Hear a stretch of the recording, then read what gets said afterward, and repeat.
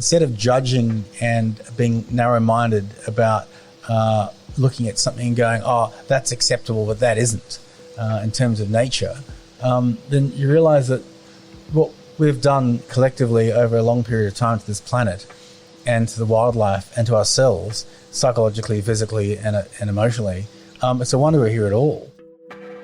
That was Jon Farriss, and you're listening to The Regenerative Journey.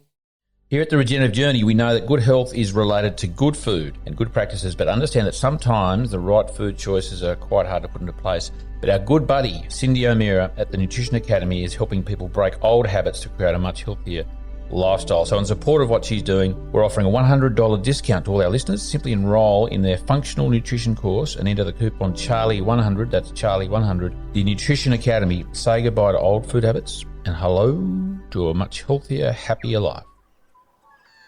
We acknowledge the traditional custodians of country throughout Australia and internationally, and their continuing connection to country, culture, community, land, sea and sky.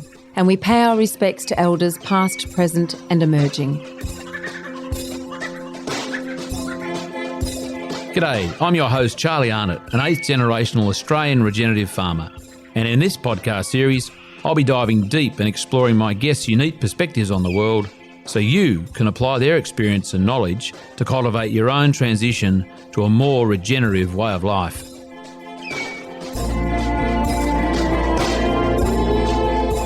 Welcome to The Regenerative Journey with your host, Charlie Arnott.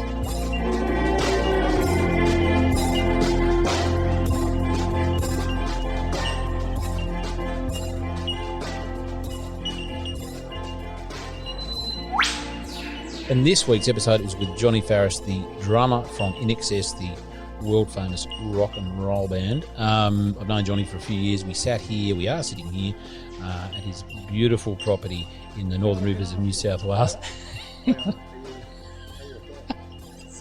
No, that's good, mate. This is good. I like it. I just saw Charlie sitting with his microphone. That's all right. That's fine. But I hope you enjoy this fantastic interview with Jon Farriss as much as I did. Mate, we're on. All right, look, big red record button. Big red record. Jon Farriss, this is The Regenerative Journey. Thank you for being my latest victim on the show. Okay. Thanks for the heads up. For those who are listening and watching, Johnny's given me a few little tips already. He can't help himself, and I very much appreciate the audio tips because I'm a novice, mate. I'm a real novice. Well, you're looking pretty professional with all this equipment. Lots of cords. I've got to say, Charlie, I didn't expect to see you rock up with Pelican cases full of field recording equipment, which is very impressive. Well, mate, I'll take this. I take this. You just turned this right around already, haven't you? You're clever. But I'll just say that I take this job, not this job, this activity, this love of mine very seriously, and to capture the dulcet tones of yourself and other guests is really important to me.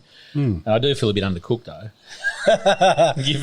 given what you've brought to the party already. Well, look, I think it's fascinating, and we were blessed to have met through just friends, and through that, understanding, what you're doing with regenerative farming, and I recognise that as being an holistic philosophy across, the board with life, and understanding that. And then I attended one of your biodynamic. Yeah. Beg your pardon. We could start calling it that though. Okay. But clearly I failed that course. Not even getting the name of it right. You failed the spelling course. Oh, we can talk about spelling too, which is a weird one. But yeah, so for me to have attended one of those wonderful seminars where Hamish was, doing the main talking, and it was really fantastic. I learned a lot and met some interesting people, and that was just a wonderful leg up to realised that the move we'd made from the city to the country and committed to owning, some property, albeit not that big in terms of, real serious farming with 100 acres. It's still something to manage and get your head around, and that move, and then to meet you and other like-minded people and attend that regen course, or the biodynamic course, was just fantastic. And I really want to preempt this discussion by saying that there's so many parallels that we can, attribute to that course, which, bleeds through every part of our lives. Mate, you've just kicked it off. You've gone straight to the guts of it, which I love. I'm just going to knock it back a gear. We're going to get back to all of that. Cool. But where we are is, I'm honoured and very, very, grateful that we're sitting in your home, your private piece of paradise, really. And why I sit here with my guests in their happy places is to get to the crux of why are they here, and what is it that keeps you here? Like what are we looking at, and right. Why is that sort of a place you want to be in? Sure. Well, just to give the listeners a little bit of a background of my life, I taught myself to play drums at a very young age.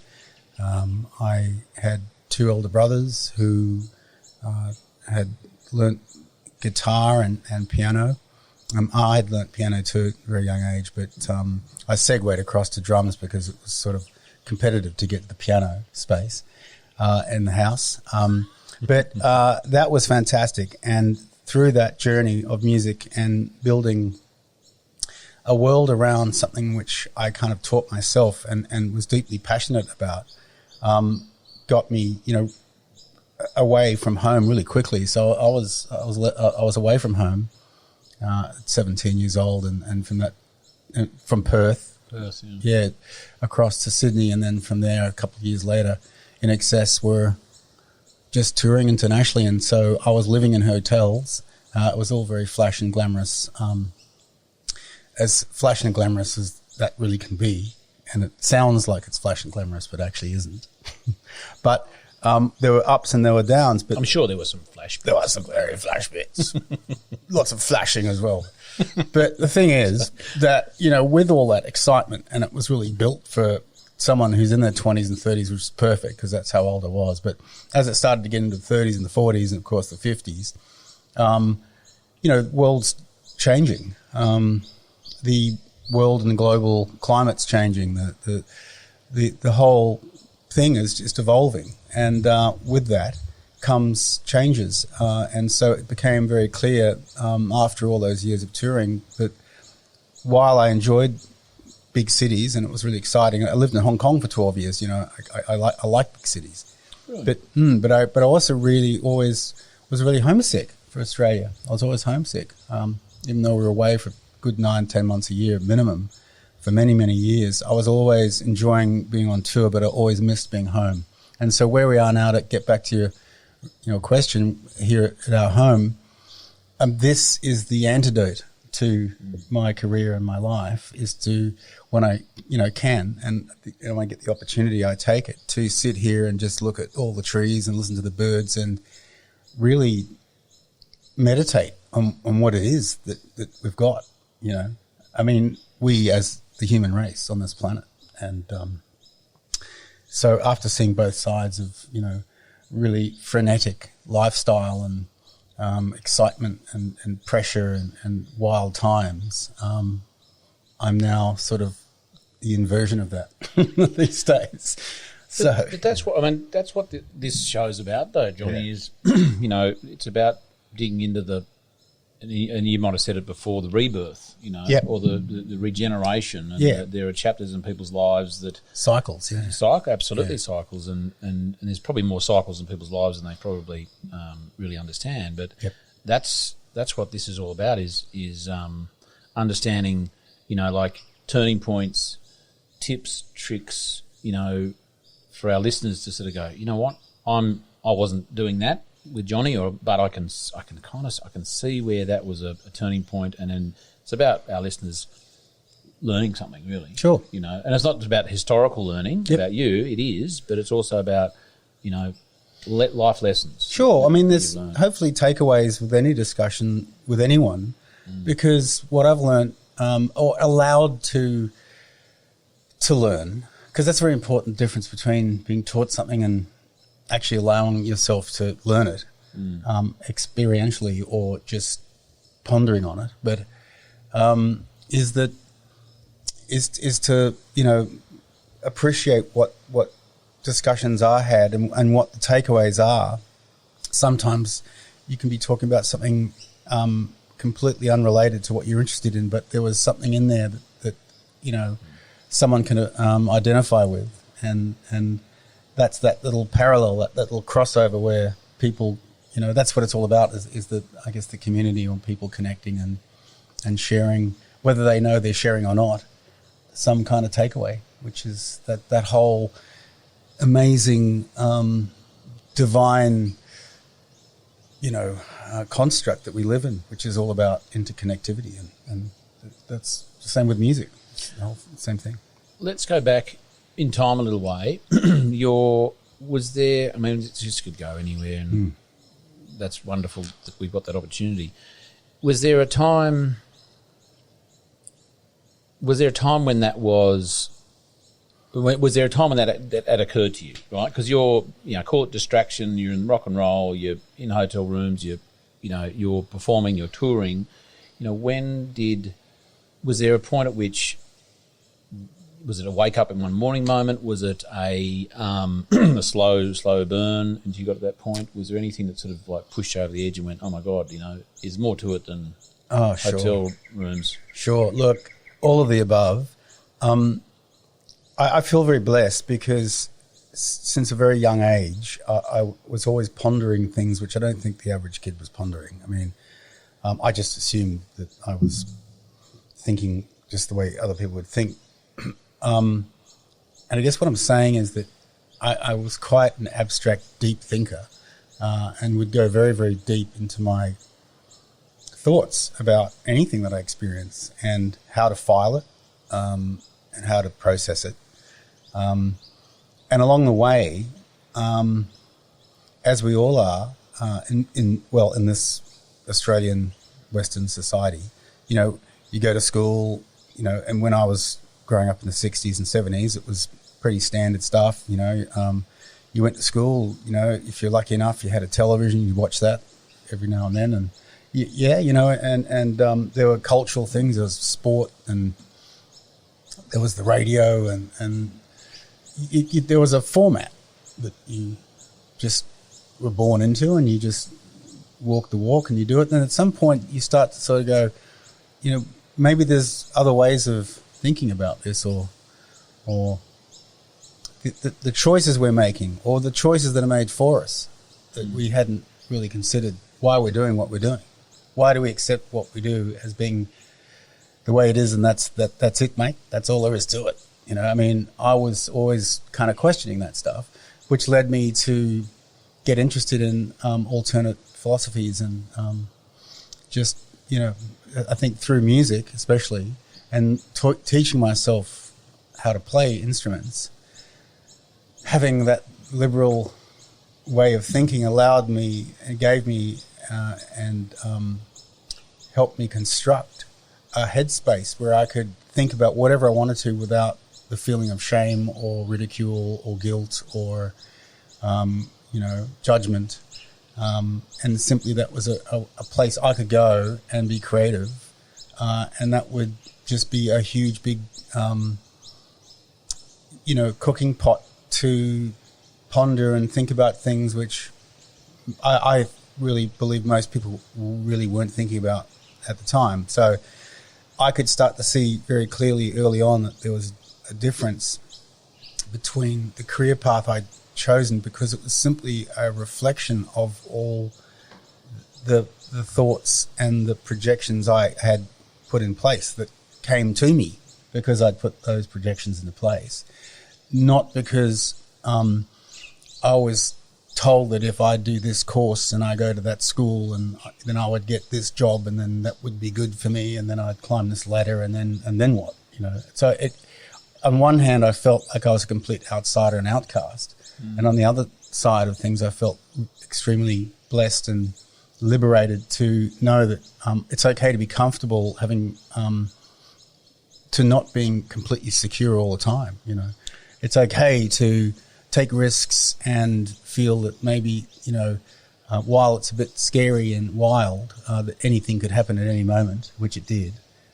I got very comfortable with that, and that was my safe space. Actually, was to be kind of in a wild and dangerous environment. Is that? Do you think that's the journey of the musician? Is that a sort of with your colleagues, or you know, just your sense of it? Is the expression of oneself in music? Is that, you know, is that just you, or is that just a bit of a theme? Yeah, right, your sure. band colleagues, your brothers, was it sort of, were they expressing these sort of things as well? I think some of us were, and look, it's like anything, you know. People like to categorize and catalog and typecast and, you know, typeset everything into categories, you know, and that's to say that even within the musician realm, you know, there's a keyboard player, you know, there's a bass player guy, you know, there's a drummer guy, he's a drummer, you know, or he's a singer or she's a singer or whatever. And there are those categorizations, and you can, you know, pigeonhole all these things. And then it goes out to broader, you know, thing on the radar, which could be, what type of musician are you? Are you sort of just into the vanity of being on stage and throwing your hair around, which I've explored, and it's great fun, actually. But especially with a mullet. But An aggressive mullet. really, really good mullet. But also, you know, recognizing that, you could be a musician, and that could just be enough for you, you know. But for me, being a musician was it was all about the art, and the art was a way of expressing myself, and that ultimately was all I was doing, was really expressing myself and sharing that expression with other people. And then when we all synced up and got completely, you know, in what we call in the pocket together, then that exponential leap into that experience of having a fine-tuned group of musicians who've just, you know, practiced and performed so many times that it becomes its own whole other power force, that when you enter into that realm, you go, whoa, okay, this is really different. You know, now we're really taking it to a whole new level. So you're in flow, as Adam Gibson would say. Okay, yeah. So that's especially when you're performing a piece of music that you're familiar with, or even if you're not familiar with it, you still get in the zone. I mean, what you do is you end up in a trance state. Actually, you become in a meditative state, and what's really interesting about that, and I'll just make mention to it because I am a drummer, and one of the crafts being a drummer is to keep tempo. Now, I was very, you know, probably hard on myself because I would always hear fluctuations in tempos, and I was always a bit cross with myself that I wasn't in your tempo, in my own tempo. Yeah, because I'm sort of holding that groove. Yeah. The rest of the band sort of playing around. And if I could feel that I was rushing a certain part or I was lagging a certain part, I'd get down on myself a bit and go, come on, we're going to tighten this up a bit. So, and that was around about the time that computer-generated drum machines were introduced to the market. And it was looked upon as being this big threat to musicians. And I thought, no, they're great. It's just another tool, you know. This sounds really cool. It's another texture. And what I did was start to play along with these computers, and I became locked in with this machine. That was one of the styles that I developed was kind of almost ironically, and we'll get to the ironic part later, hopefully in this discussion, but is about getting locked in with a machine so that my tempo was so bang on that we could augment some of the sounds and the instruments with computers, and that became another part of the band, if that makes sense. I mean, I was running that stuff. But what I'm getting at is that when you're in the flow and you're really in the zone, you have this moment of where you're experiencing that you're outside of time, that all of a sudden you're in the now and you're in the present, even though the time is flowing on a linear direction. You've actually suspended that limitation and you're actually in the moment. And that I can say I've experienced that on many, many, many times in front of thousands of people on a daily basis. And I'm just so lucky and gifted to know what that feels like. But I find it very difficult to do it in my normal, just day-to-day living, you know. And that's why I guess that there are meditation practices and that there's disciplines that have evolved over thousands of years to help people achieve that. Well, I guess in that instance, you're in the flow with other people, aren't you? There's a you know, not a reliance. Well, there is a reliance on, because you're still in that sort of state, and there's an expectation, and there's a synergy that's happening there. That's right. And it's a really good point. It's like, it might take something to get to that point, and there's a lot of coordination, and you've all got to be on that day. You've got to be on point. And I guess when you're there, then maybe you that is a maintaining of that, because it's like, that's the team. But when, as you say, in your domestic life, you're outside of that industry life, that I imagine would be challenging if your standard of flow state is with your buddies on the skins. Yeah. Then how does one create their own flow state as an individual? Right. Well, and of course, what you're saying is a really good point, and that is, you know, that you're experiencing that. It's fellowship. You're experiencing with other people, and not only are you, as a band or a group of musicians, doing that with the musicians, and that focus is suddenly all aligned, and you know,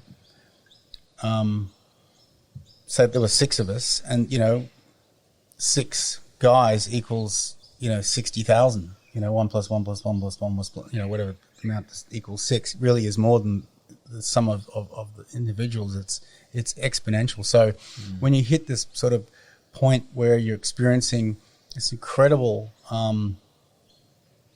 experience of being in the moment and having incredible focus, and you're observing it.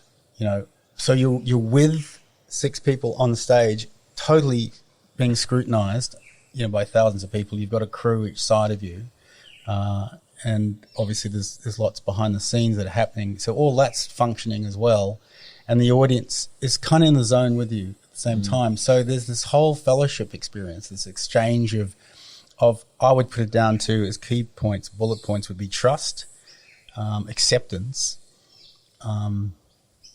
and being vulnerable. And those are really powerful elements, because when you're able to just trust everything's fine, that's when you're able to reach, you know, a greater state of awareness, because you're letting go. You know, you're not being confined by all the noise in your head that's chirping away at you, that gives you doubt, or that provides reasons for you not to be in that state. And you're doing that in front of tens of exactly. thousands. So you're a bit on show. Oh, absolutely. And look, I mean, while it can be, I make references to, you know, tennis players, when you've got these amazing, incredible, talented tennis players, and there's, you know, one pitted against the other. Now, there's usually an outcome where someone wins and someone loses, but on stage, you know, you'd have to fluff pretty bad to lose, you know, because it's your show and they're your audience. So you usually got it pegged to your advantage. You know what I mean? Do you ever get booed off? Yes. Really? no, sometimes. Maybe early years? Yeah, I think we did, actually. We got heckled. How rude. Heckled. How rude. I remember we did a gig in New York or Long Island or somewhere early in our career. It was in 1983 or something. It was 10,000 people, or maybe more. We were supporting the Kinks. Oh, yeah. And I think they were kind of, you know, got back together for this tour, and we were just starting our, you know, big touring career, and we were perhaps a little unruly for that conservative audience, let's put it, who were probably, you know, they were elderly, like my age, you know. But at the time, back you're not elderly. Stop it. But at the time, back in the early 80s, you know, we came out bombastic Australians with lots to prove, and, you know, Michael would run out and try and excite the audience to sort of get them to stand up and wake up and everything, you know. And then, yeah, we had a few people that sort of went, "Oh, you guys, you suck." get off, man, we want the Kinks. But I mean, that's about all I could remember, anything untoward like that. But what I'm getting at about being on stage with an audience and being able to achieve a kind of a state of, an altered state, really, a heightened sense of awareness. You're fully doing what you're doing as a musician, so you're remembering all the arrangements, you're executing the parts, you're kind of also ad-libbing a little bit. You're in the moment because each audience is different, each venue is different, and every moment's different. So you're rolling with the punches, and sometimes you get, not sometimes, but it's all about curveballs. You constantly get thrown a curveball and then rolling with it like it's not going to interrupt your state, your flow. So you tend to roll with those curveballs, and that becomes the show. That's that sense of unknown, or the sort of, this could go a bit pear-shaped, right, but this is I'm up for the challenge. Exactly, and that's the point I'm coming into is that razor's edge is where all the fun is. Because you're unbuckling your seatbelt and you're going and you're just walking into it and going, wow, this is really awesome. This isn't as scary as it appears. It's like anything. It's if you're worrying about something, then you're spending a lot of time about an event that's on its way. And then when the event happens, it's a completely different outcome. And you could have been preparing for the event as opposed to worrying about the event. Yeah, well, all those times that where you were worrying about, and that's the whole thing. Philosophical mystics talk about is being in the moment. And we were just talking about being in the moment, but as they say, worrying works because 99% of the time, what you worry about doesn't happen. So, I'm just saying that you can create an outcome by worrying about it so much that you've actually drawn that outcome into your existence because you've meditated on the worry more than the outcome you want. And to in the world of permaculture, Johnny, there's a phrase that probably life is it's called the edge effect. Mm-hmm. That on the edge of different zones in permaculture, you might have a forest zone and a cropping zone. Okay.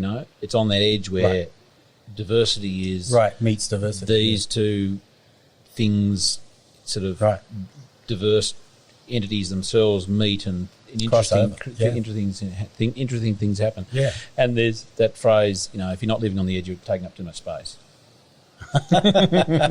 That's fascinating. I love it. That's awesome. And what a brilliant analogy, because if you look at, it's not a simple line, is it? I mean, it's not like a line you draw and go, there's a biome that side and there's a biome that side and there's the line and nothing crosses over. Well, at the point you're talking about, that point of crossover, there's some magical stuff happening there. Well, that's like, six of you guys, 6 crossovers. I mean, more. Right. There's always other interactions. More nodes, no wonder things cranked up. Just back to your early days. Was there a point at which you remember that you, as the support act, were bigger than the main act? Plenty. Yeah. Well, that was the part of the wild ride. Is that largely, and thanks to Chris Murphy, who passed on sadly earlier this year, who was just effectively the 7th member of the band. Chris Murphy, our manager. Although we parted ways during the 90s, we got back together again in a different capacity. But his contributions to INXS were massive because he enabled us to get on with what we do best, and that is the music, the performances, and just or anything to do with the artistic side of things, the musical side of things. What he enabled us to do was recognize not to get hung up at all about status and what part of the bill you're on and how big your name is on the poster. He says, we learnt early on to get the psychology right behind what. See, if you've already accepted that you're enjoying what you're doing and you love what it is, then there's no problem, right? And the minute that you allow that whatever happens is meant to be then you've already won because you're not hung up about that much. And if you can visualize that you can be as successful or as big as you want, just be careful what you wish for because you're going to get it. And is that what you want? You know, I think that deep down we all knew that we had a good shot at this. So I'd already visualized and experienced it in a metaphysical sense way back. So I was already relaxed that wasn't an issue. So to get to your point, sometimes we would take a lower slot in an event for more tactical reasons, for the simple purpose that there was someone who was kind of edgy or champing at the bit to headline over us. Yeah. And they're like, we wanted to do and want INXS to, we want to be playing after INXS. So we're fine. If anyone's got the balls to play after INXS, go for it. Yeah. Because that'll learn you. Kind of. And I know it sounds arrogant in a way, and of course it is, but that was the mindset. It's like, we're out to just kill and destroy. Yeah. Our performance was about just bringing an audience to a climax. And so, usually, and depending on the crafting of the artists on, say we're talking about a festival or whatever, where there's more than, say, 2 acts, where you're slotted into that day depends on the other artists, what type of music they are, what sort of audience you're expecting, what is the climate of the venue, what are the weather dynamics going to be like, what time does the sun set, what time does the moon rise, which direction, whereabouts in the relationship to the stage is the sun and the moon, and what effect will that have at the transition as people go through a long day and they may have had a few drinks or a joint or whatever they're into, right? And then they might be having a dip around about 6 p.m. as the sun's setting, and then they kind of perk up afterwards. And so you got to kind of pick and try and figure out where are the best places with that frequency, those ebb and flows of a day's event. Would we be best to, if we had the option, of course, to be put into the festival or lineup. So sometimes the headline position may not have been tactically the best position to have.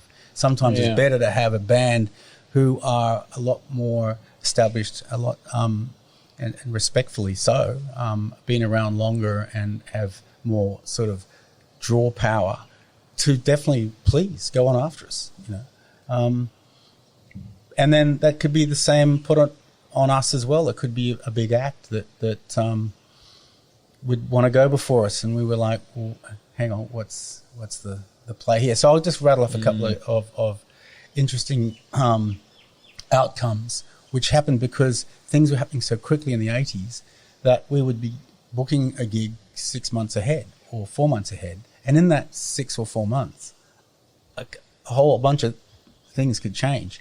So for example, we did a gig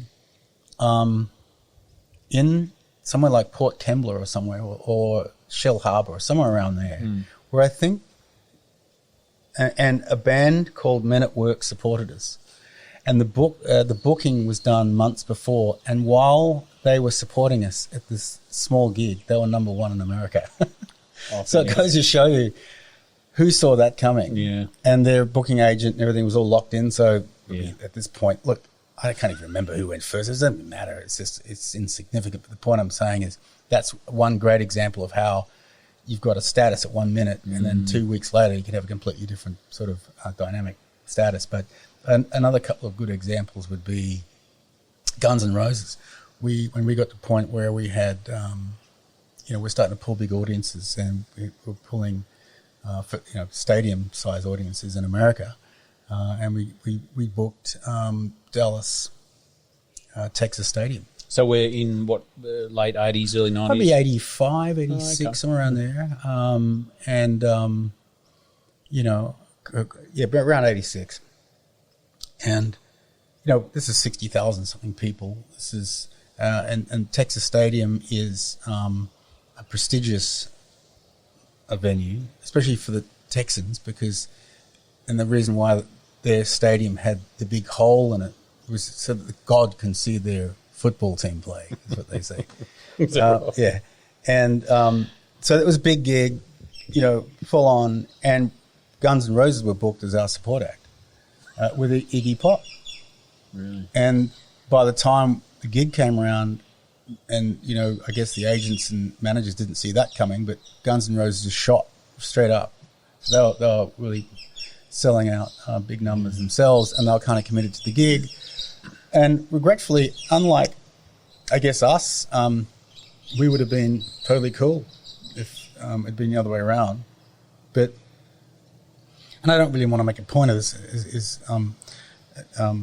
about Guns N' Roses, because I thought they were pretty cool guys, but their performance on the day I thought was really crap, because Axl Rose was so poo-poo about supporting a band that he felt, he was now beyond that, and kicking things around and beating up the stage and carrying on like a little spoilt brat. And I just thought that was just a waste of a great opportunity to grab that moment, to support INXS at the Texas Stadium and show the crowd what a true professional band could look like. But instead, they chose the other option, which is to carry on like a bunch of brats and played like crap, and they acted like a sour support band when the reason they were upset was that they wanted to be considered a headline act. So you just look at that example and think, well, what is that? Different mentality altogether. Yeah, and the audience sort of, all they want to do is have a good time. They don't really care. So I'm just saying it's just funny how it can get silly sometimes. Well, I'm not surprised. It's a pretty, ego-driven industry, I imagine. Absolutely. Is that be fair to say, Johnny? Surely is. Yeah. And other times we've done some performances with incredible artists. I mean, we headlined Rio de Janeiro, Rock in Rio, and there's 125,000 people easy at this gig, right? And the support act for us was Billy Idol and Santana in Brazil.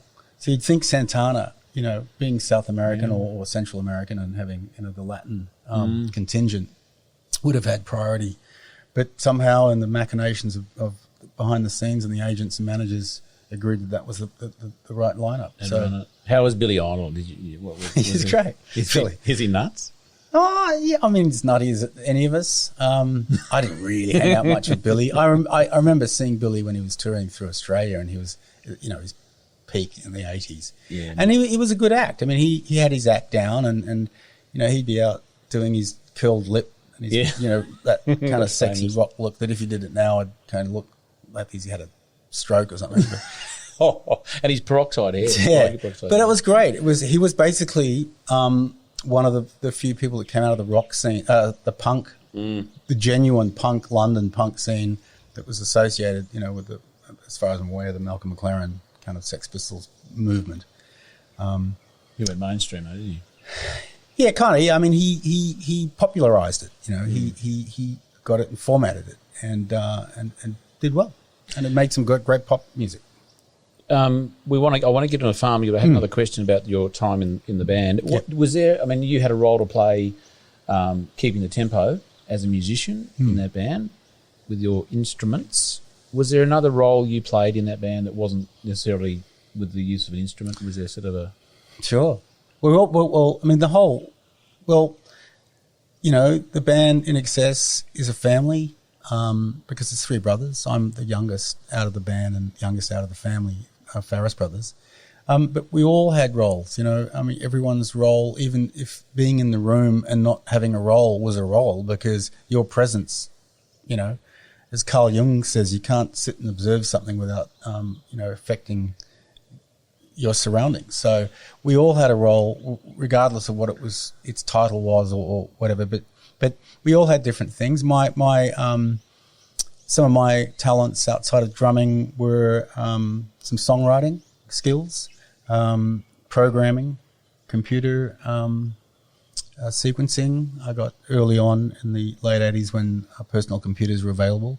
I got right into that and started to dabble with constructing, sequencing and songs, writing, and that helped me with production, and so became kind of good at production and producing. But my passions were into the live production side of things as well. So I was really into sound and all the equipment, and really enjoyed the lights and the PA, and I got really close with the crew, and I was kind of like almost like the liaison with the crew guys, and I was sort of and I always used to draw analogies, even though I had nothing to do with the military at any point in my life except walk around with camo gear on when I'm on the farm. That's about the closest thing I've ever had to any Colonel. Barely, more like private. You know, is that we were a bit like a military operation, and that is that, you know, you have a crew, you've got a support ground crew, you've got an advance team, you've got you know, people who advance the show, and then you've got a crew who advance the production, and then the crew arrive, and then the band arrives, and then it's a whole operation. So I really enjoyed the logistics of that, and watching it when it was, you know, rehearsed and triple rehearsed and quadruply rehearsed. It was, you know, when you get that down to a fine-tuned system, and every person's involvement was important, you know. So, you know, I like the camaraderie of it. I really wasn't just the band and then the rest of us. It was all of us, you know, all of us, including the audience. Every person involved who was there at some point in whatever capacity made it happen. That's the point, you know, is that. And each one is so individual. Yeah. Each gig, yeah. So it was amazing to witness and be part of it and enjoy it, not only for all the wonderful you know things that come along with it, the perks, but to be able to recognise that there's so much more to be grateful for, everything that happened, you know, just everything, just the people who were there, the audiences were awesome. And, you know, it just brings the best out of people. And sometimes the worst. Yeah, I can imagine. We might have to have an, I don't know, adults-only version of this interview for that part. Johnny, I want to start exploring more of your journey. I mean, we're on a farm, your farm, beautiful. And that's, you know, 100 acres is a reasonably sized farm up here where we are. That's something to scoff at. Not that you were suggesting that, but... What was the impetus for that? Like, there's a gap between the band and life in that industry and us sitting here now. Yeah. What happened in the middle there that might have you've gone, you know, farm, land, sanctuary? Yeah, I mean, I'd always intended to end up with land somewhere. It had always been a goal and a dream of mine to be able to just walk out on my own property and just disappear wherever I want to. But it was also rather impractical to some extent, because I found that when I was in my touring mode, I wanted to remain nimble and be near an airport. While there were times when I had the option to have, you know, maybe more than one residence, I really just preferred to have one. And so I chose the city because we were travelling a lot, still were, really, until we finished touring in 2012. So it's been 10 years, 9 to 10 years, coming up to 10-year delta coming up next year. So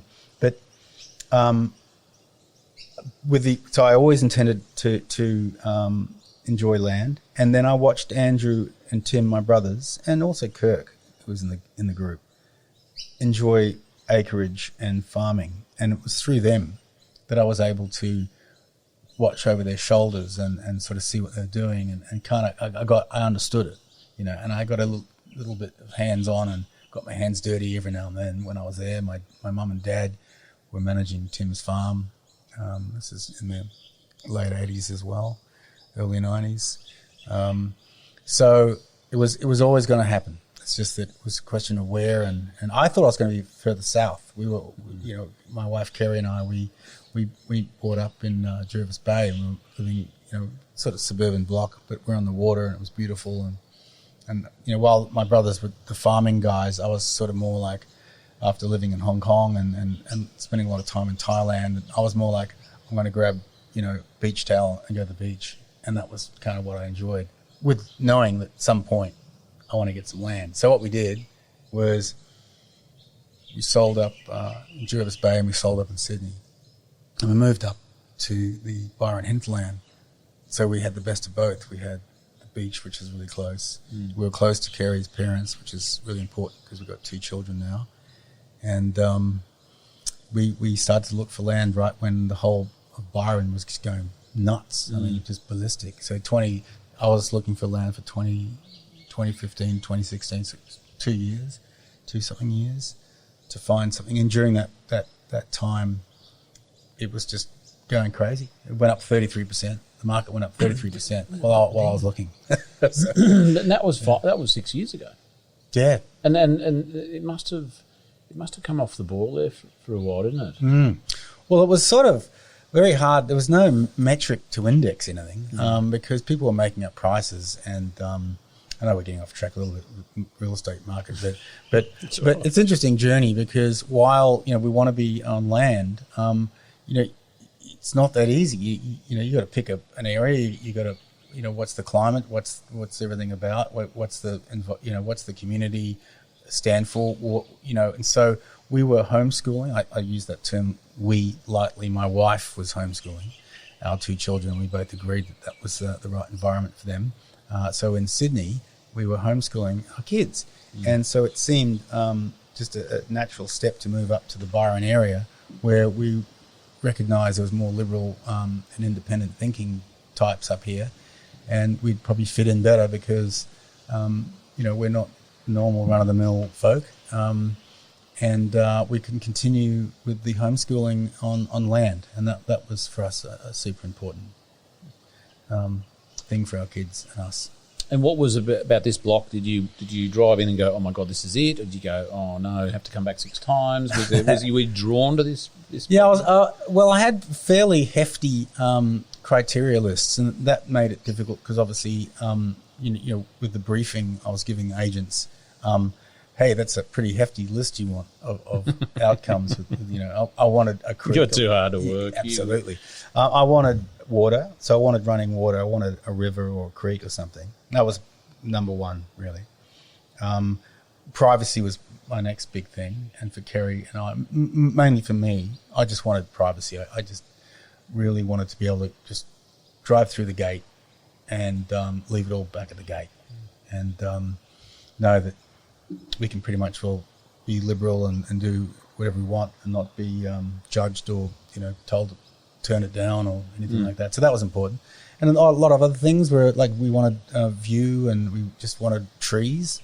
So we got all those things and a lot more than we bargained for in terms of the trees. Like a lot of trees. Yeah, but that's such a wonderful asset. It's not all bush though, is it? Because no. I might just turn that little thing around for show the peeps. Can I do that? Sure. Just do that. Just see what we're looking at. You can see trees, beautiful. It's not all trees. There's some beautiful grassy paddocks out there. Yeah, there's some pasture across the hill. So we're looking across at our own property. There were a lot of established trees already, which is great. Problem up here, of course, is we've got a lot of camphor. So, and camphor is registered as a weed, and it's absolutely noxious. Well, man, it's impossible to kind of control it. I mean, once they get going and the birds bite one of the berries and drop one, then up comes another camphor with fertilizer, with it, and they just multiply like crazy. So that was a big thing for me looking for land up here, was recognizing the trees, knowing what you're looking at. Because I was looking originally in Kurrabell up around there, and I realised that almost every property I looked at was the only trees on it were camphor. And so then I realised, okay. And then I could see that was a bit of an issue. So anyway, and you've got some wonderful trees here, and you were showing off earlier about birds. You're a bit of a twitcher. Yeah. Are you? Well, thanks to the Arnott's and Charlie and Angelica, and actually Tom and Emma Lane, you guys jointly bought me a book for my birthday, which was a bird book to recognise all the species of birds up here. And it's my encyclopedia. I have it just sitting out here, and I have a set of binoculars, and I like to spend, if I can, at least an hour a day, just immersing myself in observing what's going on around the trees and listening to the sounds, and then the changes in the weather, and then the changes in the bird cycles and the noises the birds make and the sounds they make, and at what times there's a flurry and a peak, and then there's a bit of a drop off, and then you find these unusual birds sort of coming through, while the normal residents have gone elsewhere or they've quietened down. It's really dynamic. So, one of the original questions you had early on about land and everything was I really wanted, after years of being in hotel rooms and aeroplanes and buses and cars and, backstage waiting rooms and confinement. Just hours of waiting and having to psych yourself up to just remain focused, when things are being delayed or your 2-hour flight's delayed, and then you've got a gig and you're going to be late. And all these sort of pressures. I really wanted to be around nature and to sort of just bathe the eyes in God's work. Just look at the divine stuff that we all take for granted, and you can just hear those birds now. I mean, just let it sink in how incredible God's technology is, and don't discount it for a second that it's incredibly advanced. And for me, being into sort of techie stuff and a bit of a nerd, I've really become extremely a lot more connected with nature because we're out here, and I think it's such a huge part of our existence, which has been purposely sort of stolen from our psyche through this brainwashing and this thought shaping which television does to everybody. And so being up here and just hearing that, the fluttering of the leaves in the background, that background noise also helps me because I've got tinnitus from ear damage from rock and roll music all my life. So all that sound helps dim. It sort of neutralizes a little bit of those peaking frequencies and up in the top end around about 4K. So because I'm so close to cymbals that I'm hitting and the snare drum and all the other equipment, it really affected my hearing. So it would be very difficult to be in a quiet room because I just hear these non-stop noises. But out here, it's just just bathing in God's glory. So it's beautiful. You can hear a nice Hilux ute in the background, which that's adding is to glorious as well. It's adding to the white noise.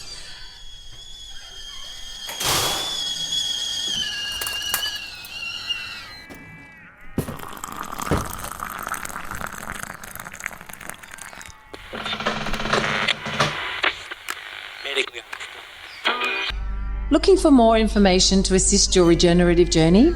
Come join Charlie and his guests around the kitchen table, an online community of supporters with exclusive access to the Regenerative Journey interview transcripts, live online Q&A sessions, a chance to engage with other like-minded people and more.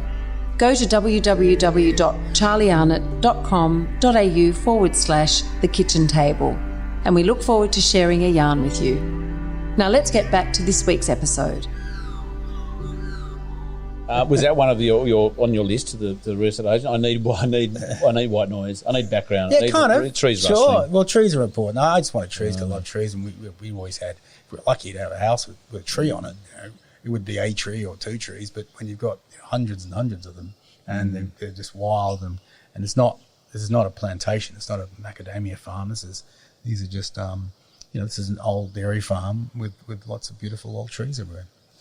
You made a good point there, Johnny, about you're a techie guy, right? So techie is controlled. There's rhythm. There's sort of there's a control and a non-natural. I mean, there's a natural beat and a natural tempo, which is which is a kind of not dissimilar to some of the sounds and what's in nature. But for a guy with a tech head, right, from the city or from urban, non-country, to then step into this and appreciate so much the beauty of nature and to immerse yourself in it. I mean, was that a natural thing? Did you have to force yourself into it? Was it like, oh my God, I'm finally home? This is what I kind of have been missing for all these years? The latter. It had been to the point where I had started to get almost jumpy about just wanting to do it. And it happened naturally. I mean, we called it a day for touring with INXS, and the last show we did was on November the 12th. Actually, that's almost a Delta last week, isn't it? This week. Was it 20? November 12th, 2012, in Perth Entertainment Centre. That was the new entertainment centre, and Elton John played the first gig the night or 2 nights before, and we played the second one, and that was our last show.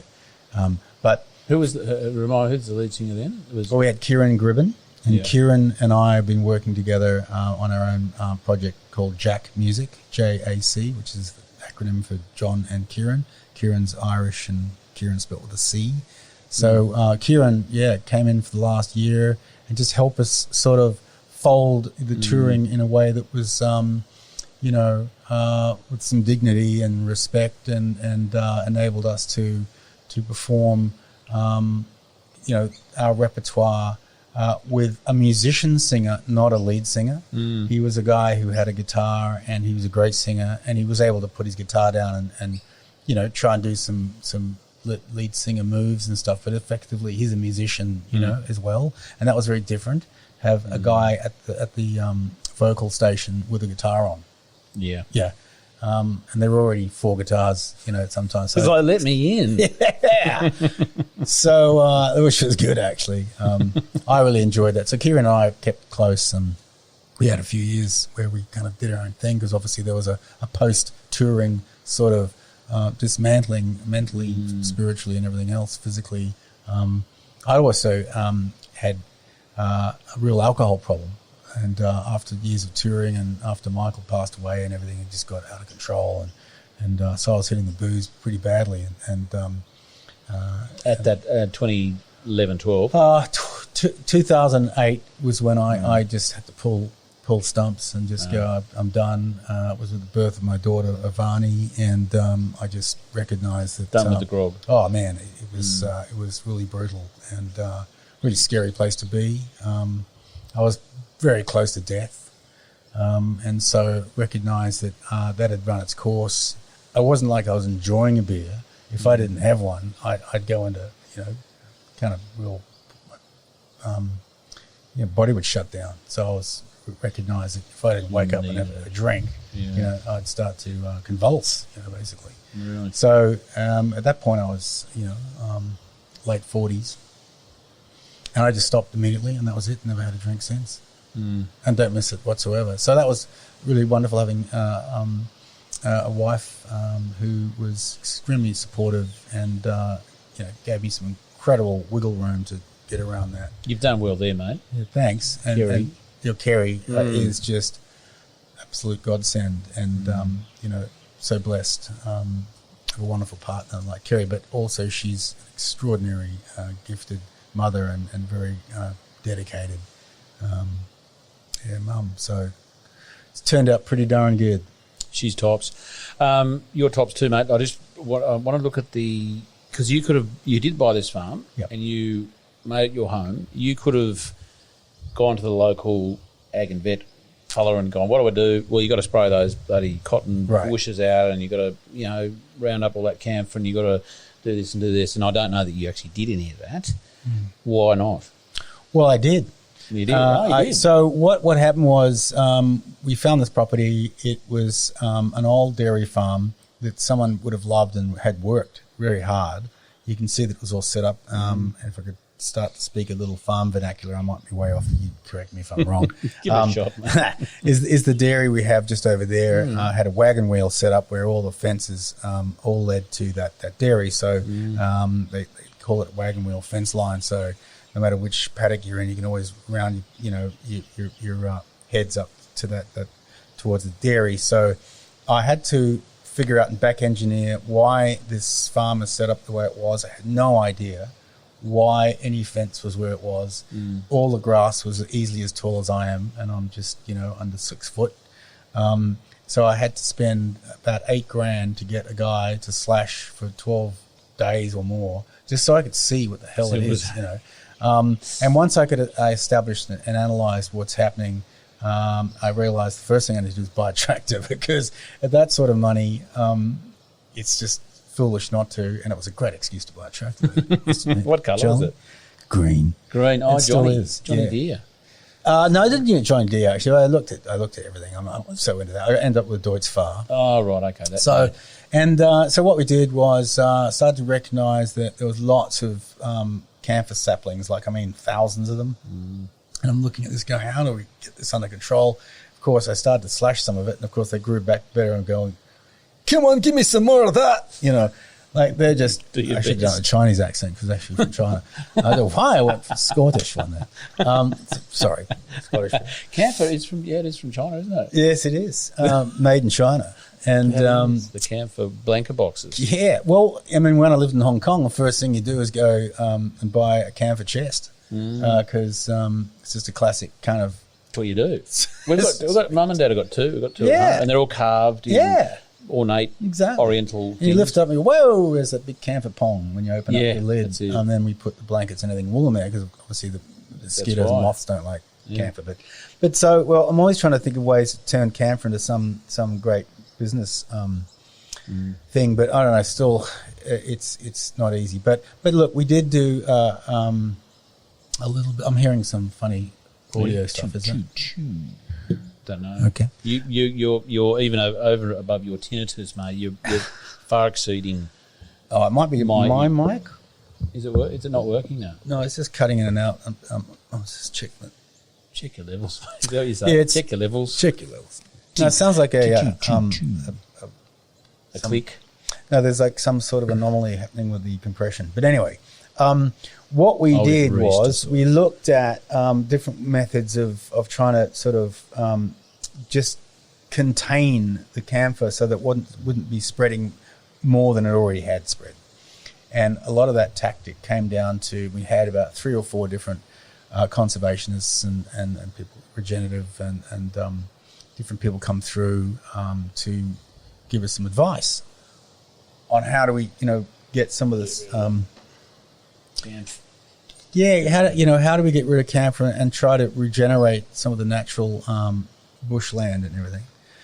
So unfortunately, everyone seemed to be pointing towards this tapping, which is drilling into the root of a tree and injecting a tactical amount of Roundup in it. And we were vehemently against Roundup or anything to do with glyphosate for obvious reasons. But somehow we thought, well, let's give it a go. Actually, Kerry was vehemently against it. And it was very successful in the sense that we were able to tactically spot a particular tree or a group of trees, and that was it. So you tap them, and over a period of time, they'd slowly die, and then they'd just fall and rot, and then you're done. But it's not that easy, because the more research we did on Roundup and glyphosate is that, and Kerry said to me once, I wish we'd never done that, and I kind of agree with her now, that I wish I hadn't consciously chosen to do my part putting horrible, disgusting toxins in the planet. And so I'm extremely disappointed and even ashamed to even say that publicly. But, hey, it's the truth, And so what happened while we had everything under control, I suddenly went, well, I'm not going to do that anymore because, this stuff's just evil, and it really is.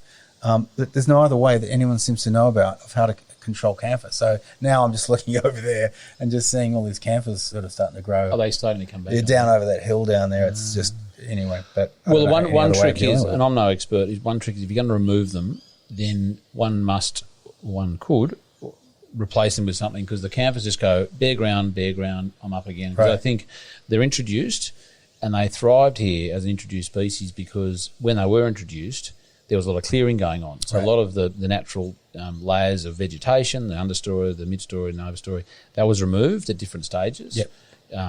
And the camphor just went, I think its job on this planet is to cover stuff up. Yeah, right. And it's just gone bare ground, I'm gonna have a crack. And so I've heard now a number of stories where farmers have gone through, landowners up here have gone through and removed camphor, and they've put immediately in something that's going to be quick growing. It might be a grass. Right. Also then a quick growing shrub, and then some longer term species as well. So you've got competition, and the camphor's kind of going, okay, you kind of got this covered. I might just put a few of me out here, so you have less. And instead of this competition, and then one fellow I know, Martin Royds, he's got a block up here. He put a lot of, he did a lot of clearing. He did a lot of rainforest revegetation in his block, and he was actually then noticing the camphors were dying.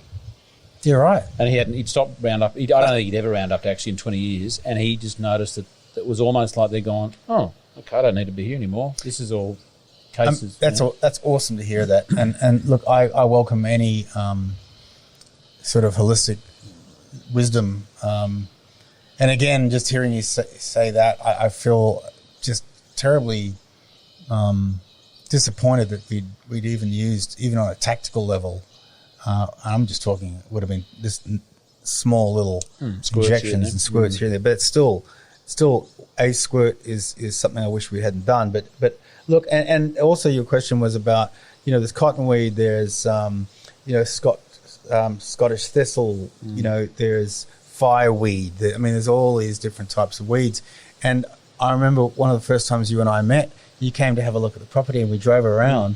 And I was going, look at these weeds and look at that thing there, and that's got to go. And you're like, yeah, well, depends on what you want. And I'm kind of thinking, why is he being so sort of like, why isn't he coming out with these big, bazooka and just nuking everything? And I realized that that the mindset was part of the journey for me, was to understand that, hey, it's all an attitude, and it's a way that you look at things. Is what the takeaway I got from our first meeting was exactly what you said, as I can recall. Look, if you wanted manicured pasture, then you've got your tractor and you can go slashing and you get that look if that's what you want. Or, you can look at something in a way that the weeds are there for a reason and figure out why they're growing. What is it that the universe is why is it attracting these to grow? And I realized that's right up my alley, that style of thinking. And I loved it. And so from then I went, and I kind of totally changed my perspective on instead of judging and being narrow-minded about looking at something and going, oh, that's acceptable, but that isn't in terms of nature, then you realize that what we've done collectively over a long period of time to this planet and to the wildlife and to ourselves, psychologically, physically, and emotionally, it's a wonder we're here at all. And on that basis, that we're lucky anything's growing as well, and that just to maybe sit back and have a think about why it's doing what it's doing. Why is that bird there? And why is that tree there? What made it grow? What helped it grow? And why is that one dying? And so it's a big, and that's just to say on a philosophical side of things as well as a practical side of farming. But I'm really interested more on the takeaways spiritually than I am for anything else, and that's my entire sort of takeaway from all of this experience, is just enjoying the journey and learning about what happens, the outcomes of things, and even the way you think or what you do physically with the land, and what responsibility you have to sometimes choose between maybe letting it go just because you should let it just be what it wants to be, or your intervention is because you want the outcome that you want, which might be a unrealistic agenda, or it could be both. And now I'm sort of integrating that my outcome should be that it should be pretty, functional, and harmonious and balanced. And while I know that it won't be, because we've got thousands of years of clearing up to do, that enjoying the balance and harmony that's present in this moment, because that's where we are, and that's how we adapt and overcome. It's a big paradigm shift, though, isn't it? It is, and it's a wonderful. It's the best gift that we've ever given ourselves, and if I don't start the day thanking our divine Creator for this wonderful gift, then I've got to remind myself to constantly check in all the time. And when I drove in, I had a bit of a scan as a farmer. I can't.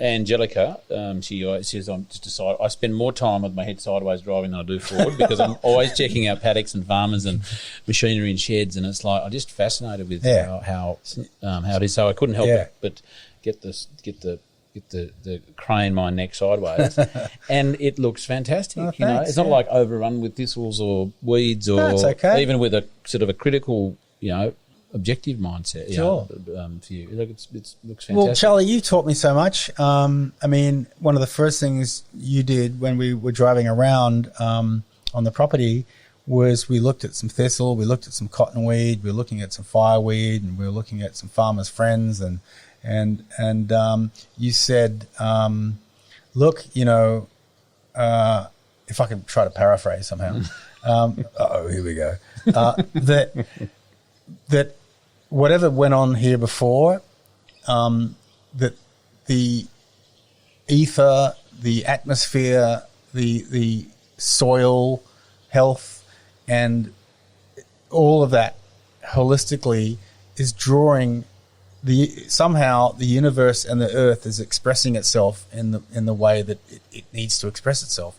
And so I look at those weeds now as more like an indicator than an enemy or a threat, and I changed my perspective on looking at going, oh, the dang weed, from being sort of,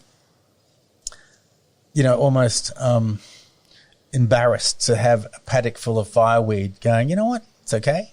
It's just fireweed. It's accumulating phosphorus. That's all right. That's good. Yeah. And so I kind of went, you know what, and then I'll let the paddocks just grow back. And I wasn't slashing. And I just let them grow, and let's get some animals back in there and habitat for birds. And so now I find as the years roll by, I just slash a few paddocks around near the homestead, and the rest of it just can be wild and crazy and do what it wants. You've got cattle on? Yeah. Yeah. But I pulled most of them off when we had that extended drought up here anyway, Northern Rivers, which is normally just absolutely ridiculoly green and lime green, lush. We were going brown. We were crispy. We were walking along crispy paddocks, and it was like. Was that when was that last? It was end of 2018. End of 2019 was when we first saw the rain. When it was widespread, and we had about sort of 25 to 30 head. Once I figured out the vernacular with what head means, as I just assumed that we're talking about an animal, but. Of course, it's cut up into more complexity than that. We would have had with the mums and the calves and the one bull probably up to just under 50. Yeah, right. It's fair. And then we took, which is probably about as the max you could run on this small size property. And then I just asked the guy who is agisting, and I chose to have someone to agist because I just didn't really want to worry about all that side of it after watching my brothers do it. I love cows. I love looking at them. I love eating them. But I just don't really want to have to be a cow roadie. So I just asked the guy who was agisting to kindly leave the smallest group of animals that they could sustain as a family and a tribe without it being too strange. And so I think we got it down to about 9 or 10 or 12 mums, I think. So we're kind of up around the 18 now. Animal mark. Yeah.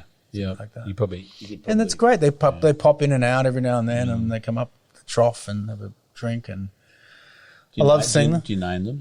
No. Well, the kids mistake. Started, but no. I don't think they could recognise if it's 4 black cows. I think they're not into identification at this point, but we were naming when we first got here because it was novel. It was ducks in the pond and ducks in the dam, and there were wild animals, and we started to name them.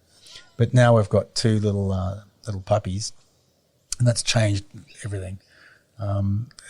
In particular, just around the house, because you would get a lot of snakes up here, and that's something which was a bit of a wake up call for the kids and Kerry, was that we're now having to be snake savvy.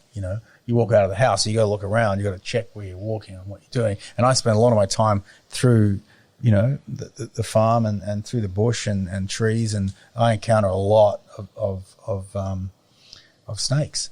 But because we brought these 2 little puppies, suddenly it wasn't acceptable to have a little python or a big python around the garden. Well, I used to love pythons around the garden because one of them ended up in the jaws of I remember you one of the telling me that puppies. story. Yeah, ended up, well. But you saved. Johnny stepped in. I just wasn't even thinking. I had no shoes on, and I could hear the screaming outside. And I thought, it was one of those screams where I thought one of the kids had died or something. It was absolutely horrible. And so I ran out going, what? Kerry's screaming.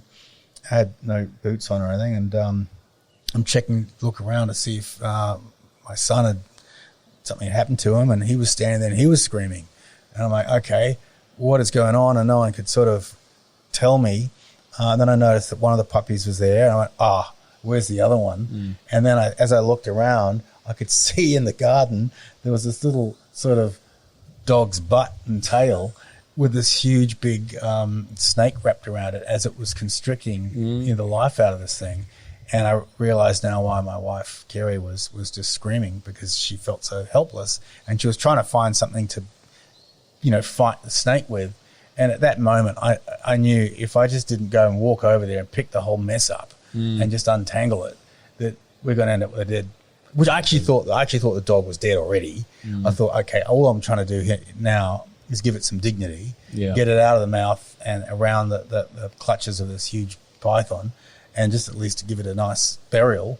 But the whole affair was quite traumatic for the dog and for everyone watching, including me. But I ended up having to swing this thing around with a dog attached to the snake's mouth. Did you have it by the tail? I kind of picked the whole thing up. I picked the whole mess up. And I knew the snake, because I'd seen it around. I'd been around a lot. We had guinea pigs too, and quite often there'd be a snake next to the guinea pig hutch. But the twain were just buddies, I was always surprised that there wasn't a guinea pig missing. There was always a snake going, how you doing? We're fine, it's all good. I'm thinking this is a really, really it's out of character. Perfect place we're in. So anyway, I grabbed the snake and I started to try to untangle it. And I learnt really quickly how strong those things are and how difficult it was to pry the rounds and the winding of the snake. So what I ended up doing is having to swing it round like a lasso and try and just have inertia untangle the snake away from the dog. So the dog was in the mouth of the snake. So like whipping it round. Then I started slamming it on the ground to try and get if the dog wasn't dead before. I'm thinking I'm going to kill it just by the sheer brutality that anyway, it's a total mess. I had a knife on me, which I wasn't going to introduce into the fight, because what's the point? I mean, because once there was blood around, I wouldn't know whose blood it was, and it's going to be slippery and messy and horrible. So I just went, I'm just going to go in, I'm just going to unravel this thing, and slowly I got it. So the point, as I was swinging it around, I kept banging it down onto the grass, that the snake let go of the dog finally, and the dog flew about 10 meters over the trampoline, which I thought would have been perfect if the dog had landed on the trampoline and bounced off. Meant to do that. It was meant to do that. And it missed the trampoline by about 300 mil or something. And then the snake turned around and bit me on the hand, which was great, because then I knew then that the dog was off out of it. So as soon as I felt that shearing pain, I knew the dog was okay. Was it a hard? I've never been bitten by a python. Yeah, I was surprised. It hurt like shit. And no fangs, just a... No, it's kind of got these real curled fangs in it. Yeah. So when it got onto my hand and I was swinging and moving it around, all I was doing was just agitating the fangs in my hand, and I was developing the lacerations, because it was all this kerfuffle. If I was just sort of, zenned out like a yogi, it would have been different, because there was this frenetic kind of trauma. I made it worse by mangling my hand inside this big snake, and it weighed a lot. And there was that moment when we had a fencing contractor down here doing some fencing, and he ran up, he heard all this screaming and noise just at this moment where I'd just gotten the dog out of the python's face, and I had the python on the ground, and Kerry had taken the dog and was running up to nurse it, and I was standing here with the snake going, right, what are we going to do with you? And he came up and he goes, don't hurt the snake. and I kind of backhanded the snake like, well, there's one from me.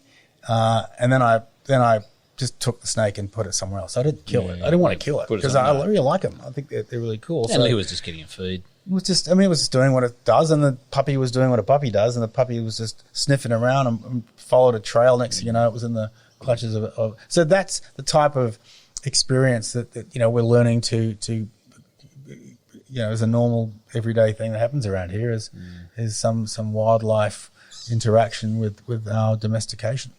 The trials and tribulations, mate. We could always pepper those snakes. I thought about that, and along the way, after some wisdom that was shared by you and Hamish about peppering, I've got a very interesting freezer full of all sorts of things. Make sure that it doesn't get turned off. Okay. I know. Well, exactly.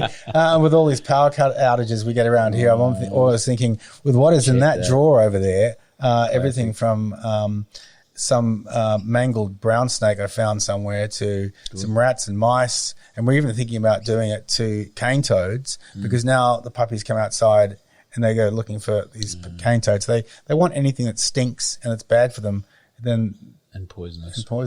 So cane toads are pretty bad stuff. Well, we can do that too. I did that video on it earlier this year, and did it last full moon. Actually, there was a full moon last night. Last question on farming, and we'd probably better wrap that up. We've punched out an hour 17, Johnny. Oh, cool. Subtle energy it's stuff. Good. Yeah, it's good stuff. I love it. Tell us about your experience with that. Well, while I'm actively practicing my own version of spiritual discipline, I'm not following any particular tenor of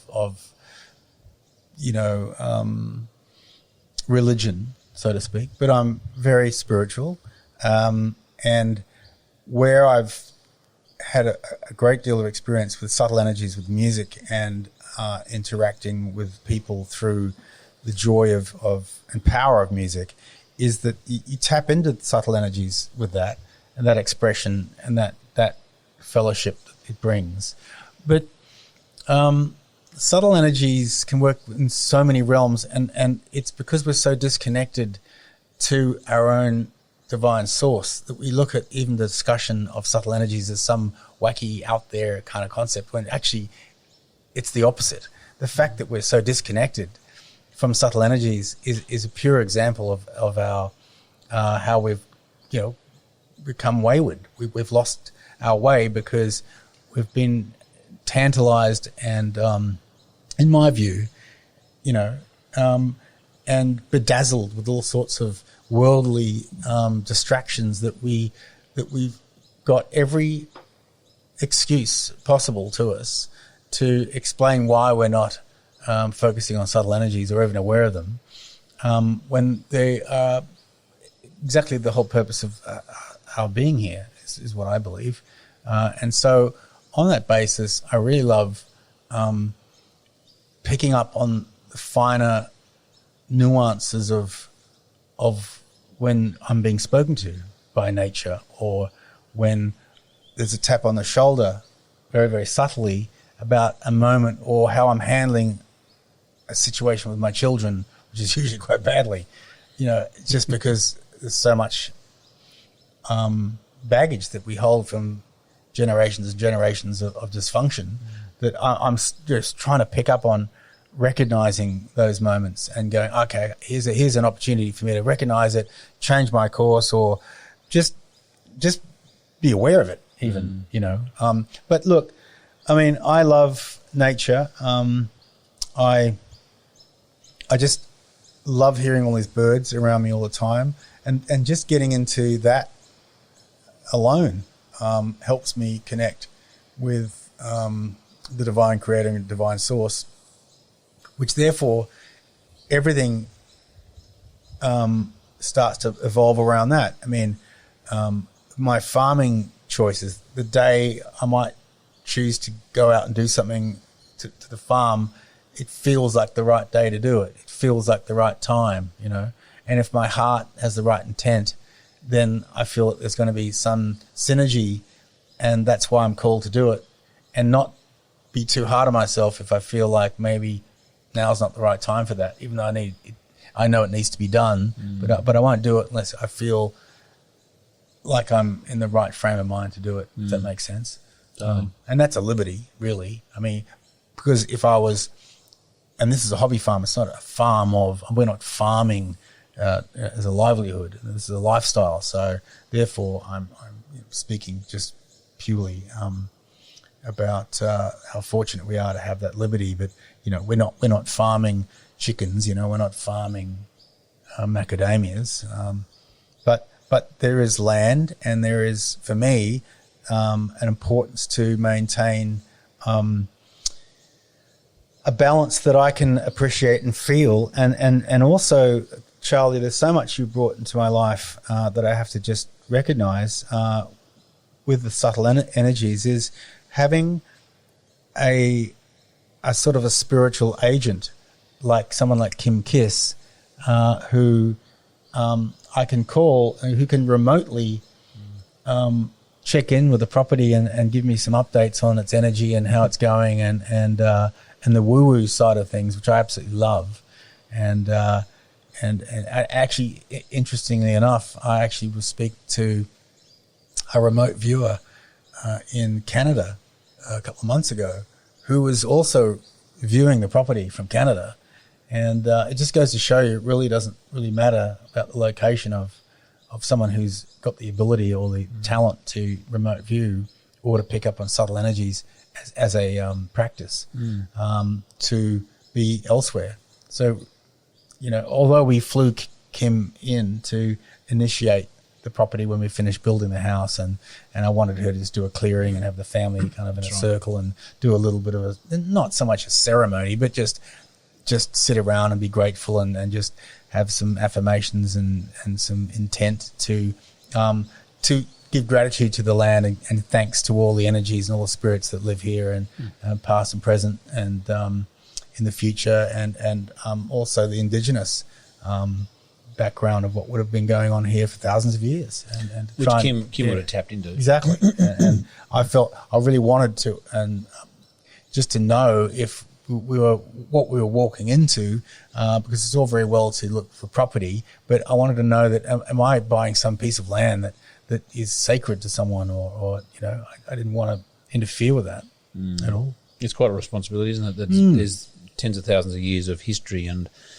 emotional overlay and residual stuff that we, without thinking about it and tapping into the subtle energy side of it, can be an ongoing detrimental kind of an energy on a farm or a family or a business operating in that space. Yeah, and I learnt, exactly, Charlie, and I learnt already from Kim that we had this issue with water because during the whole build, which took 3 years,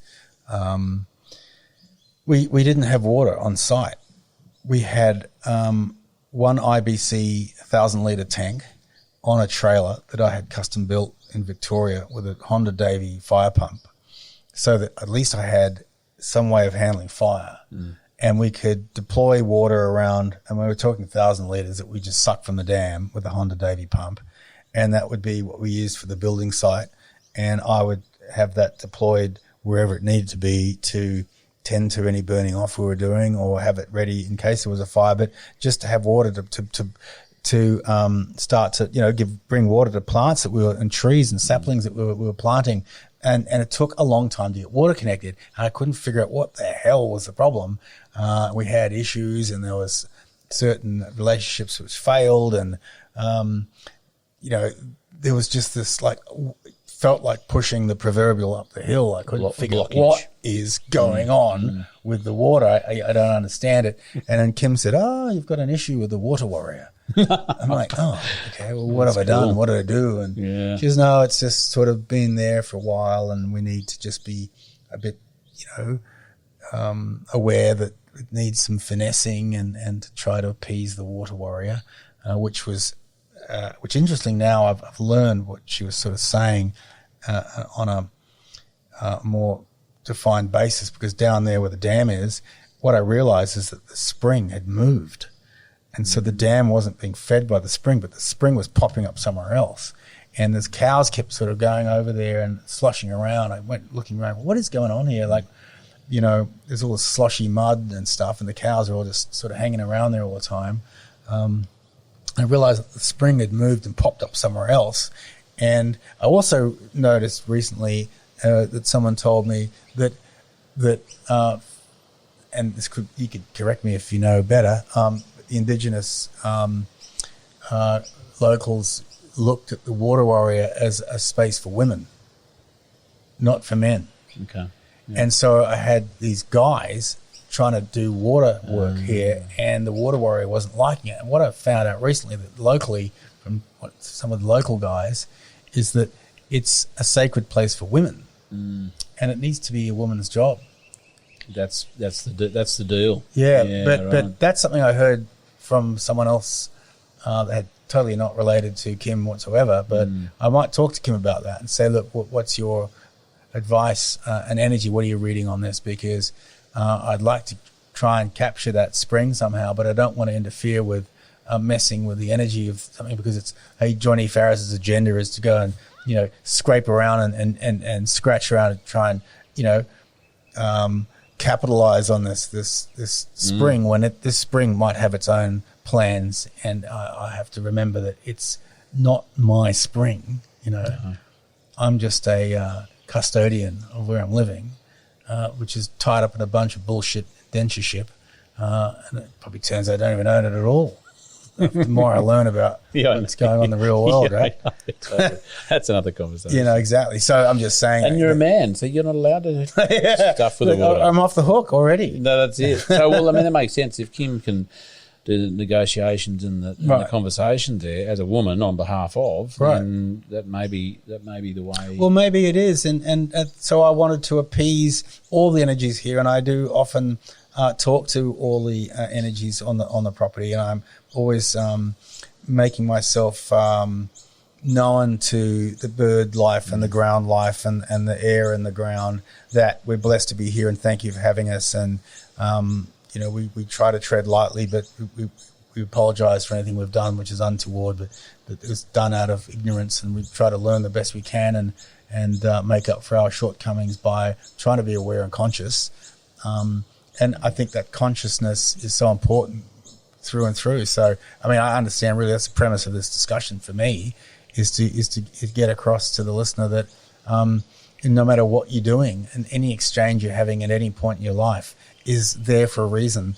And that consciousness, that opportunity to be able to recognize everything that's happening, whether it be good or bad or however you perceive it or judge it, is meant to be, and try to always turn it around a positive outcome, which is your outlook. That just changed, that one. What happened there? My thing just, have you lost it? I don't know what happened there. Hello? Can you hear that? It's not cutting in and out. No, it's not. It's just gone really quiet. Hang on. Sorry, viewers, listeners. Oh, that's one up. I've got to get this thing serviced, mate. That was profound, mate. That's and I think we leave it there, because that's awesome. What I'm going to ask you to do, Johnny, is we'll finish this up, and I'm just going to hit you up for another 5 minutes, and it's just I do these rapid fire questions, and it's just quick, short, sharp. Sure. You can yes, no's, or whatever, and we'll keep it brief. And those rapid fire questions and answers will be available to our Patreon members, who are our wonderful around the kitchen table crew, and they support the podcast every month. And we give them bonus content. Oh, so you're going to be Johnny. You're going to be the bonus content. Have you ever been bonus content before? I don't. I'm sure at some capacity. At some party, you were probably bonus content. I've been content with a bone and a bonus. So, mate, we'll wrap it up there. For those who want to hear what Jon has to say later after this, then get on Patreon, get to my website, charliehart.com.au, and sign up and listen for more bonus content. Find out what Jon's bonus content looks like. Maybe I better have a look before anyone else does. Thanks everybody. Mate. And thank you, Charlie. That was awesome. Thanks, mate. Well, that sees the end of season 4 of the Regenerative Journey. Lovely to have for Johnny Farriss to have taken us out at the end of the year, and what a year it's been. It's kind of crazy, full of opportunity, I think. One could take a very pessimistic line about the year, but I'm actually quite optimistic about what it has created for next year. That might sound a bit crazy, but I think it's, it does present opportunities, believe it or not. And hopefully that was touched on in some way with the interviews with Johnny and previous 2 parts with Adam Gibson. On to season 5 next year. We have a ripper. We've got some fantastic initiatives and sponsors coming on board. It's I'm not sure when we're going to start. It might be late February. So we're going to take a bit of time out, well-earned rest and recovery for the team. And talking about the team, I just want to say a big thank you to Reese, who doesn't do a lot of editing of the actual interview, which is our kind of the way we do it. But he's a master. He's a magician of top and tailing. I think that's the right word. He plugs it all together and does a fantastic production work on the interviews. Also, Fiona, she's amazing. She keeps me on track. She's a lot of the behind the scenes activities and getting things, getting me on track and keeping the ship sailing or steered in the right direction. Alex gave us a lot of help with collateral and marketing this season 4. So thank you, Alex, for that. Big thank you to my family who, obviously doing these interviews takes me away from them a lot of the time. And they're very patient, very loving and very supportive of what we do. And they know why I do it and why I have to go away and talk to people, which I so enjoy doing. And a big thank you to all our listeners. For you, this is for you guys. It's about helping you start or progress your regenerative journey, get you inspired about not just agriculture, but food, farming, and those who actually produce the food you eat, and sourcing that, and health, and a whole lot of other, things. There's not much that you can't kind of take back to personal health and happiness. And our Patreon members, favourite people in the world who have volunteered, so to speak, there to support us every month in various ways, and we very much appreciate and are very grateful to our Patreon members. But it's not too late. If you want to sign up for Patreon, do so. Jump on my website, charliearnott.com.au, and join the team. We'll be doing a few little webinars throughout the festive season. I'm not sure about January, but certainly we are. We'll be doing one in December, I think. I'm right in saying that. But nonetheless, it's good value, I reckon, and anyone who wants to join in. But we are very much appreciative of our Patreon members. They are absolute legends. That's pretty much it. Looking forward to joining you all again, bringing you some amazing stories and journeys of people in Season 5. And we're going to finish Season 4 with a wonderful song from Johnny and his mate Kieran Gribben, who was the last lead singer in 2012 for INXS when they played in Perth their final gig. It's called We Are Awakening. It's a wonderful song, very appropriate for our times, and here it is, and fantastic. We can finish Season 4 with this wonderful song. Have a restful, festive season, and we'll see you on the other side.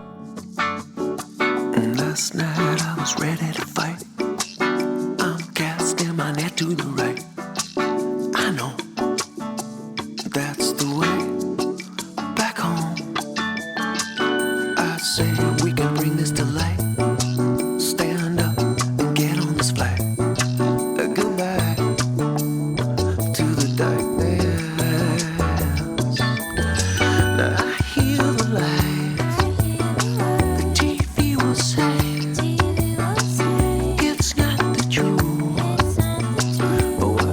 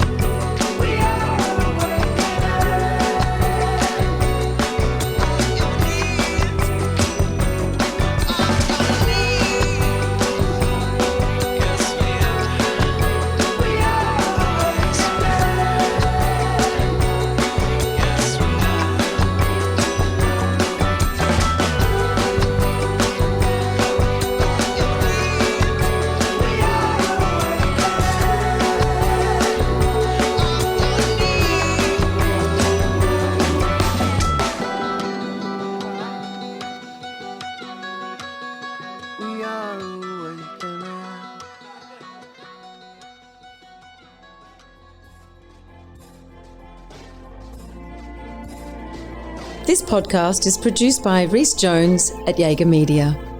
If you enjoyed this episode, please feel free to subscribe, share, rate and review. For more episode information, please head over to www.charliearnott.com.au.